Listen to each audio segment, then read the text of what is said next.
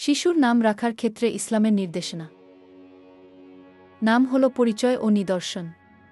নামের আরবি হল ইসম।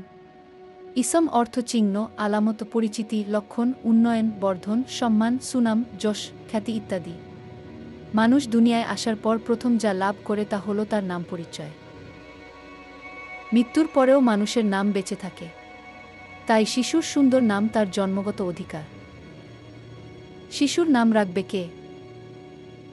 শিশুর নাম রাখার অধিকারী হলেন প্রথমত মা বাবা, দাদা দাদি, নানা নানি, ভাই বোন, ফুফু খালা, চাচা মামা ও আত্মীয় স্বজন।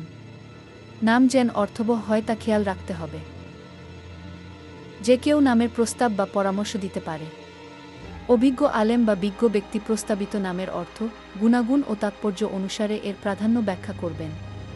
সন্তানের অভিভাবকরা নাম গ্রহণে সিদ্ধান্ত নেবেন।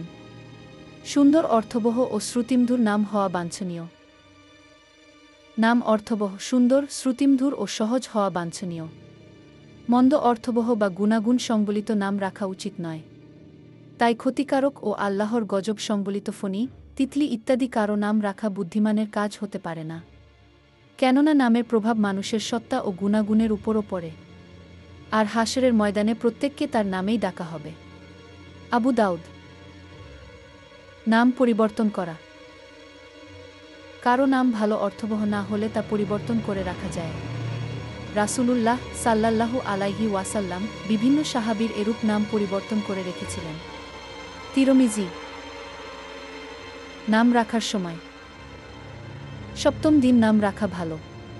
নবী করিম সাল্লাল্লাহু আলাইহি ওয়াসাল্লাম বলেছেন, জন্মের সপ্তম দিন নবজাতকের নাম রাখো। তিরমিজি হাদিস। আগে পরে হলেও কোনো ক্ষতি নেই। জন্মের আগেও নাম নির্ধারণে বাধা নেই। আবু দাউদ।